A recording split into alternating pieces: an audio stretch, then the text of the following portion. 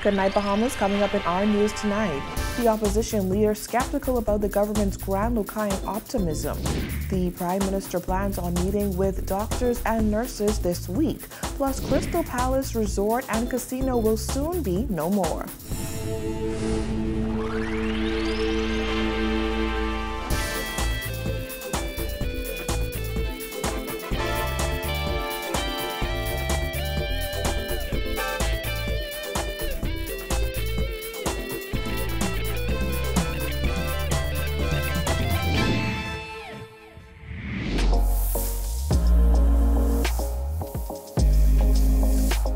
Our News is brought to you by Alive.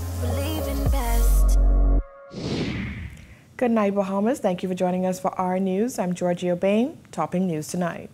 With Disney Cruise Line execs revealing this week that the Orlando-based company is planning on doubling the number of ships calling on ports in the Bahamas in the next 5 years, Prime Minister Dr. Hubert MINNIS revealed that he's been in discussions with Disney.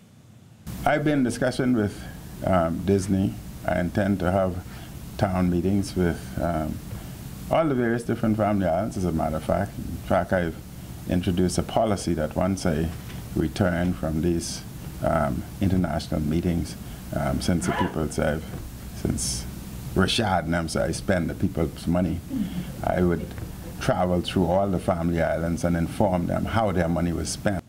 According to MINNIS, he will be traveling to the family islands to inform residents how their tax money is being spent and to get feedback on potential island developments.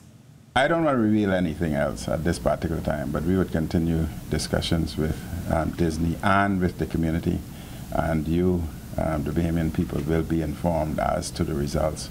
But we would make the best decision for the Bahamian populace. With the financing for $65 million purchase of the Grand LUCAYAN Hotel receiving parliamentary approval, the MINNIS administration has stated that it hopes to have the hurricane-damaged hotel off its hands within a year. Additionally, Deputy Prime Minister Peter Turnquest expressed optimism that the hotel's sale could bring a significant return on investment. But with a repair bill estimated at $39 million, opposition leader Philip Brave Davis says the optimism won't be enough. Jared Higgs With reports. the financing for the $65 million purchase of the Grand LUCAYAN Hotel receiving parliamentary approval, the MINNIS administration has stated that it hopes to have the hurricane-damaged hotel off its hands within a year. Additionally, Deputy Prime Minister Peter Turnquest expressed optimism that the hotel sale could bring a significant return on investment. But with a repair bill estimated at $39 million, opposition leader Philip Davis says optimism won't be enough. I think he needs to give us more than just that. And we need to see more than just what they believe or what they have a confidence in. I think we need to see a detailed business plan as to what they intend to do with the property. Until we see that, I mean, I can say I have confidence in it, or I can shoot out numbers and say I have confidence that this will work. But to inspire confidence in me, I need to see what empirical data you base your confidence on base. We have yet to see that. Davis argues that repairing the hotel is one thing, however, the end product isn't clear to him. What is the end product you are trying to achieve? Is it just a band-aid sort of repairs? Is it a redevelopment of the property to effect a rebranding of the property? Recalling that these properties have been in the hands of expert property managers over the years. They have not been successful in running it. So there has to be a whole rethink, a whole recalibration of the developmental plans out there to determine what will work or what not will work. Former CEO of the Bahamas Chamber of Commerce and Employees Confederation, Addison Sumner, expressed hope that a group of Bahamian investors would come together and purchase the property. Prime Minister Dr. Hubert MINNIS, while referencing the Jamaican proprietor of the sandals brand, expressed optimism that a Bahamian Butch Stewart could be in the making. However, Davis doubts the desires of Bahamian business people to enter the hotel business. The investment mentality of the Bahamian entrepreneur is that of what I call a merchant mentality, or merchant economy, where they would just like to buy and sell. And any business they engage in has to be that of which things are being bought and sold. and for them to get into businesses that require more than just that is not attractive to the Bahamian business community. And whereas I too desire to see Bahamians get involved in the hotel industry, I don't see the appetite amongst the Bahamian entrepreneurs to do so. The Grand LUCAYAN Hotel features 3 properties, Lighthouse Point, which is currently open, as well as Breakers Key and Memories, which are both closed. Government has expressed an interest in repairing Breakers Key and Lighthouse Point at an estimated cost of $23.5 million. Reporting for Our News Weekend, I'm Jared Higgs.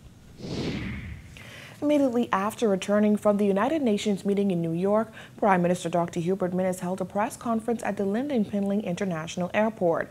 When asked about plans to address concerns of the Doctors and Nurses Union, MINNIS said he plans on meeting with his colleagues this week.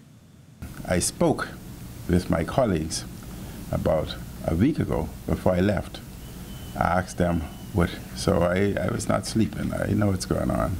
I asked them what were their concerns, and we spoke, and I told them that as soon as I return, I would meet with them. So I have all intentions of meeting with my colleagues this week so as to resolve that issue. According to MINNIS, he understands their concerns and they understand his limitations. I understand what their matters are, and they understand what challenges and obstacles I may face. But we have a very, very good relationship. Well, as the sun rises over Cable Beach tomorrow, the former Crystal Palace Resort and Casino will crumble. Perfect Luck Limited and Lenovo Construction have received the requisite government permits and approvals to commence the demolition of the building. Material from the demolition of the resort and casino will remain at Bahamar's site and be used as gravel for fill at a later date, according to public relations consultant for Lenovo Construction, Alliston North Jones. The release from Lenovo explained that in order to ensure safety and security, the impacted area will be fenced off 5 days prior to the commencement of demolition, and access will be restricted from that time onward. Additionally, a safety zone of 500 feet will be established around the site, overseen by local authorities. Law enforcement and security officers will be stationed at the security checkpoints, and the Bahamas Air and Sea Rescue Association will be patrolling the adjacent waters. Officials have warned that the demolition could cause traffic delays tomorrow morning. The building is scheduled to come down at 7:30 a.m. President of Bahamar, Graham Davis, said Bahamar expects minimal disruption from the demolition as the resort makes way to continue expanding its property. The resort's campus has floated ideas of a water park and family-friendly area for the grounds of the old Crystal Palace, which once housed Bahamar's offices during the early construction phase on the grounds of the Hyatt, SLS, and Rosewood hotels. Well, police here in the capital are investigating an overnight shooting incident. According to police reports, shortly after 12 a.m., a male was seated on a bucket in front of a residence in Yellow Elder when 2 males armed with firearms opened fire on the individual. He was taken to hospital where he is now listed in stable condition. The Free National Movement will have its convention in the next year. According to the party's chairman, Carl CULMER, the FNN chairman says in an interview with Our News, also used the time to defend the party's performance in office thus far. Our Carl Joaquin tells us more. As you're aware, the convention was due this year, but the council, which is the ultimate power outside of convention, they were in step with the Constitution, and they saw it best fit to have a convention and their wisdom to have a convention next year. Not giving an exact month or date, FNM chairman Carl CULMER said come next year, anyone in the party will be able to challenge the post of leader, deputy leader, or any other within the party.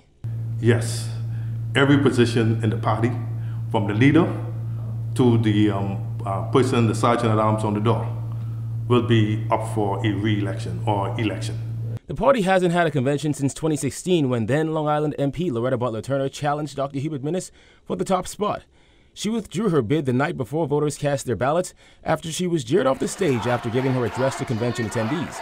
2 years later, the FNM is the governing party. The convention normally probably in the middle of the year. That's what we're looking at. You know, the government, the party, through the council would make that call. And once that call has been made, we would communicate effectively with the media to make sure they're aware of what's going on. But there's some things coming on. Keep your ears to the ground. You'll hear a lot of things in the next month or so. The FNM government over the past few months has been ridiculed for a few decisions, like purchasing the Grand LUCAYAN resort to the O-band deal. But CULMER said, give them time. As you know, the government must govern. They must make some calls. Every call that the government make will not be popular, but when the government sit down around the table to make a decision, they must put all the pros and cons together and see what is best for Bahamians. For Our News Weekend, I'm Kyle Joaquin. Well, still to come on Our News, the DPM has high hopes for the Grand LUCAYAN, plus race and breast cancer awareness. That's coming up when Our News returns.